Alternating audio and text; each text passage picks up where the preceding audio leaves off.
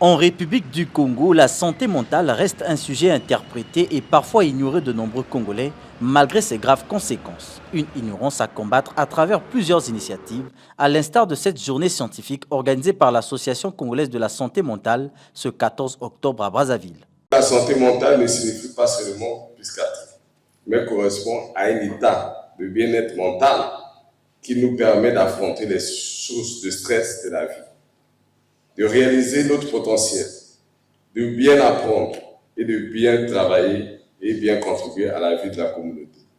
Je crois que la première journée scientifique de la Société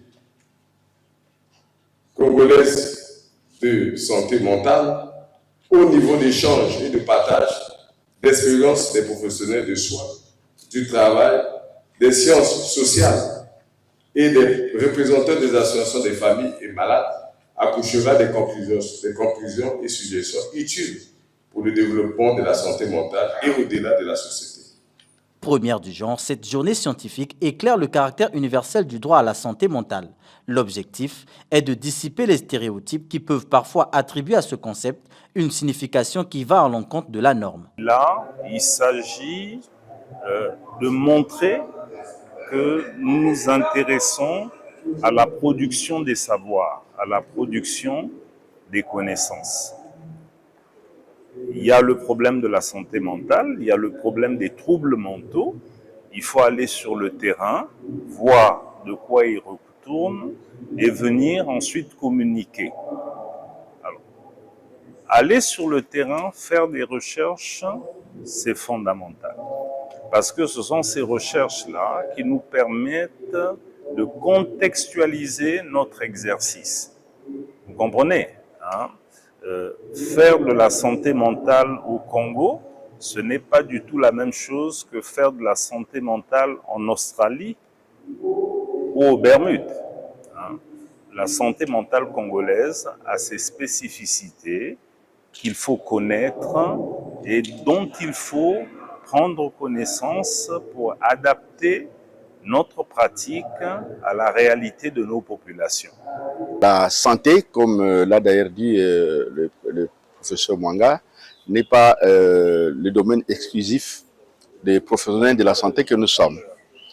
La santé intéresse tout le monde et vous avez vu que dans mon message, j'ai parlé des différentes professions, les juristes, les économistes, les sociologues, les anthropologues, l'homme de la rue, les policiers, l'agent de l'ordre, a bel et bien sa place dans l'administration de la santé. Donc le message c'est celui-là, que la santé mentale, la santé en général et la santé mentale en particulier n'est pas l'apanage de seuls professionnels de la santé mentale. La première journée scientifique de Sokosam connaît la participation des institutions publiques. Une occasion pour ses responsables d'apprécier à sa juste valeur la situation globale relative à la santé mentale en terre congolaise.